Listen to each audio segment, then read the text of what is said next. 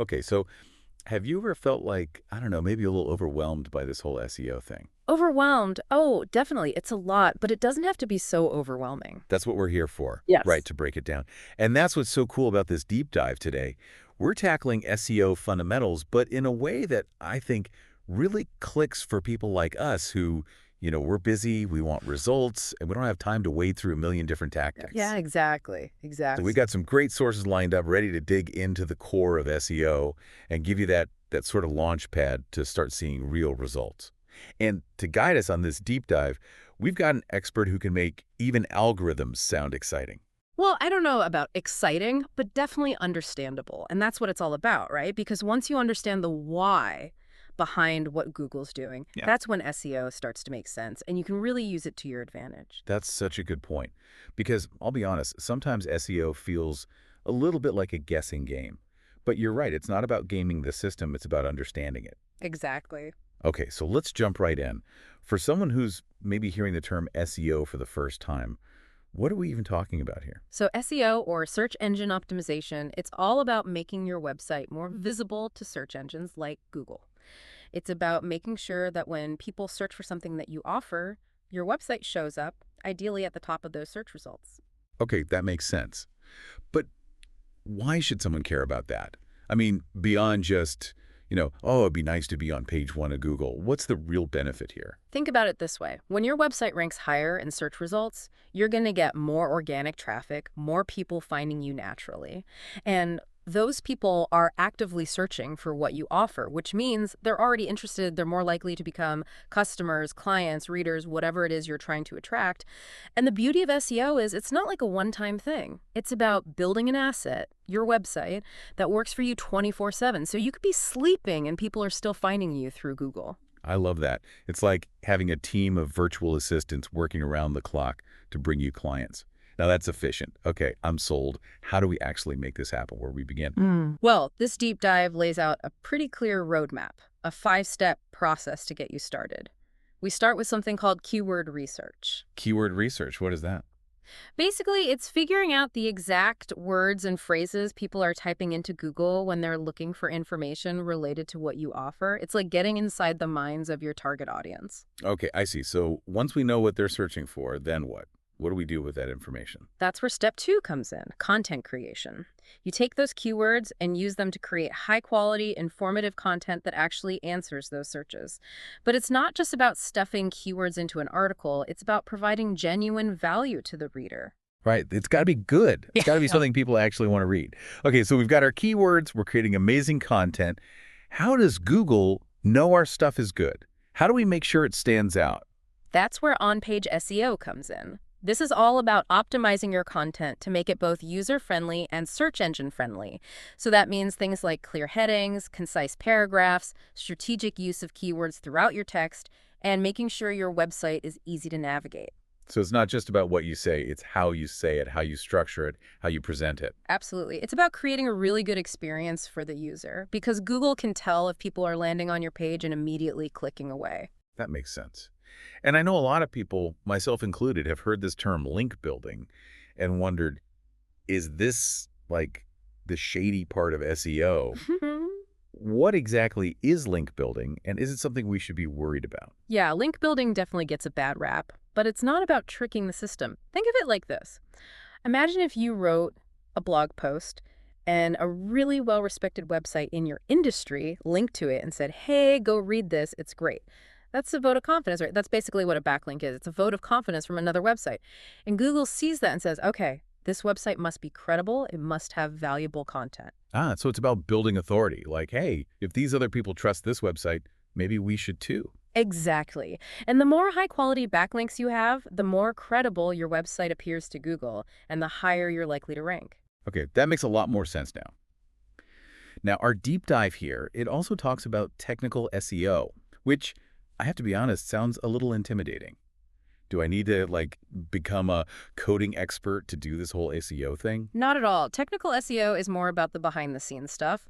It's about making sure your website is fast, mobile-friendly, secure, all those technical things that Google takes into consideration. Okay, so it's less about writing code and more about making sure our website is running smoothly. Exactly. It's about creating a really solid foundation for your website so that Google can easily crawl it, understand it, and rank it.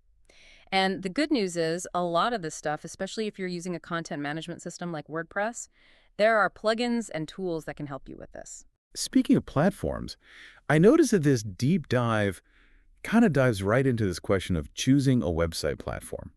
And I think that's a really big decision, especially for someone just starting out. Absolutely. It can feel overwhelming because you have so many options. But this deep dive does a great job of breaking it down into two main categories: hosted platforms and self-hosted platforms. What's the difference? Think of it this way. A hosted platform is like renting an apartment. It's convenient, you don't have to worry about maintenance, but you also don't have as much control over the design or functionality. Got it. So what's a self-hosted platform? A self-hosted platform like WordPress is more like owning a house. Hmm. You have complete control over everything, but it also requires more technical know-how. So if you're someone who's really tech savvy, or maybe you have very specific needs for your website, then a self-hosted platform might be a good choice. Right. But if you're just starting out and you want something that's user-friendly and easy to set up, a hosted platform is probably the way to go. I love that this deep dive emphasizes that user experience is key, no matter which platform you choose. Why is that so important? Because at the end of the day, SEO is about attracting people to your website.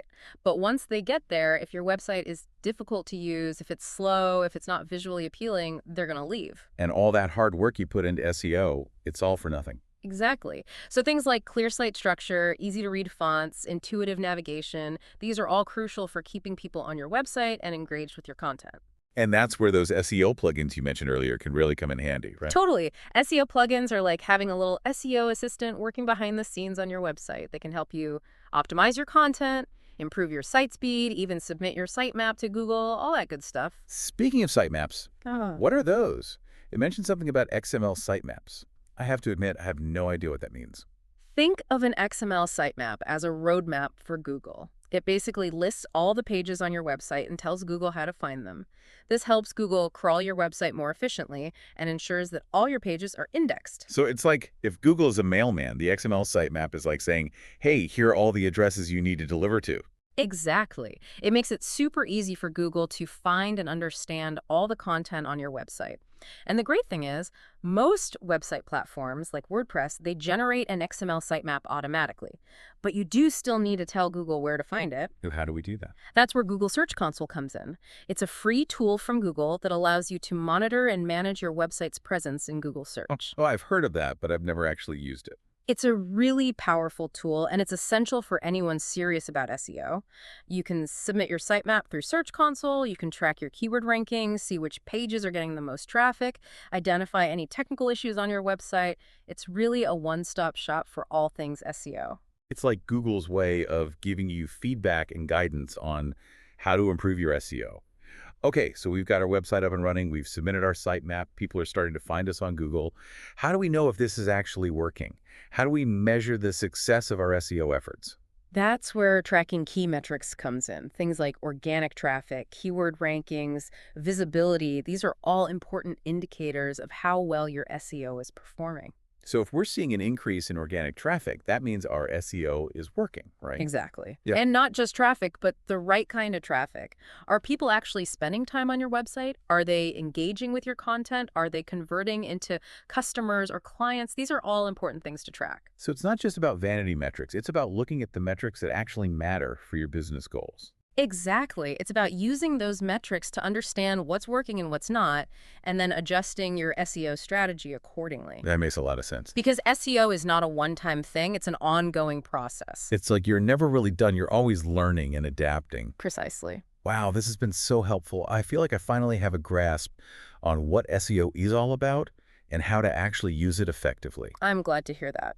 And remember, this is really just the tip of the iceberg. There's so much more to learn about SEO. But I feel like this deep dive has given us a really solid foundation to build upon. Exactly. And now that you understand the fundamentals, the question becomes, how can you use SEO to not just attract an audience, but to truly engage them with your unique expertise and offerings? That's a great question, and one I hope our listeners will continue to explore. Thanks so much for joining us today and sharing your expertise. It's been my pleasure. And there you have it. Your SEO journey starts now. Remember, it's all about creating valuable content, optimizing it for search engines, and tracking your progress along the way. And with a little effort and persistence, you'll be well on your way to achieving your online goals.